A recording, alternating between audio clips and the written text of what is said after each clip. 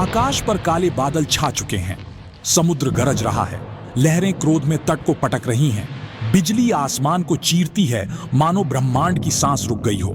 इसी अराजकता के बीच एक प्राचीन कथा जन्म लेती है, शांत लेकिन दृढ़। एक समय था जब देवता और असुर अमृत की खोज में क्षीर सागर का मंथन कर रहे थे। देव अमृतत्व चाहते थे, असुर असीम शक्ति। लेकिन अमृत आने से पहले कुछ और निकला, न प्रकाश बल्कि अंधकार, न जीवन बल्कि मृत्यु। मृत्यु वह था हलाहल, ऐसा प्रलयंकारी विष जिसकी एक बूंद भी संसार को भस्म कर सकती थी। उसकी धुएं से आकाश काला पड़ गया, नदियां जहरीली हो गईं, वृक्ष मुरझा गए, तारे कांपने लगे। न देव उसके पास गए न असुर, सब भयभीत थे। संगीत धीरे धीरे तीव्र होता है, सृष्टि विनाश के कगार पर थी, तभी वह प्रकट हुए। कैलाश की शांति से उतरे भगवान शिव, स्थिर, निडर, निर्विकार, वर्णन गहरा और मापित। न उनके हाथ में कोई शस्त्र था, न क्रोध का तूफान। वे आए सहन करने के लिए, एक शब्द बोले बिना। शिव ने विष को अपने हाथों में लिया, होठों तक उठाया और पी गए। विष की ज्वाला ने उनके कंठ को नीला कर दिया, तभी से वे नीलकंठ कहलाए। लेकिन यह सत्य जान लो, विष ने उन्हें मारा नहीं, क्योंकि शिव ने उसे न हृदय में उतारा न संसार में उगला। उन्होंने उसे कंठ में ही रोक लिया। ठहराव, शब्दों को गूंजने दो। जीवन का संदेश यही है, जीवन तुम्हें झड़ देगा।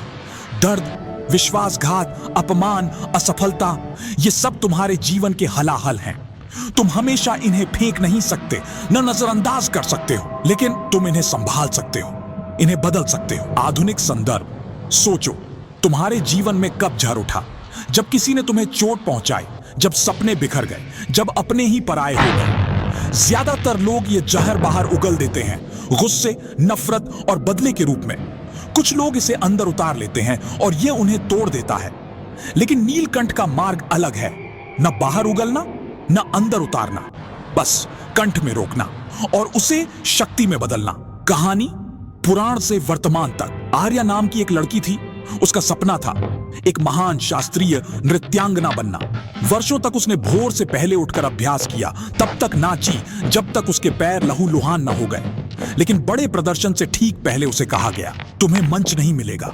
कारण उसकी प्रतिभा नहीं, बल्कि राजनीति और पक्षपात। उसका सपना एक वाक्य में टूट गया। जहर उसके भीतर उठने लगा। वो छोड़ देना चाहती थी, व्यवस्था को कोसना चाहती थी, दुनिया को अपने दर्द का स्वाद चखाना चाहती थी। लेकिन उसने शिव की कथा याद की।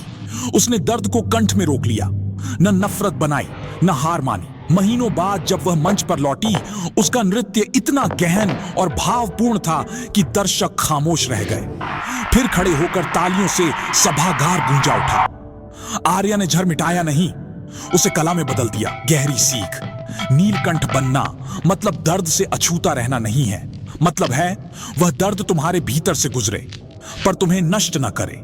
विश्वासघात की आग तुम्हें जला सकती है या तुम्हें इस्पात बना सकती है। आलोचना का जहर तुम्हें घायल कर सकता है या तुम्हारे संकल्प को धार दे सकता है।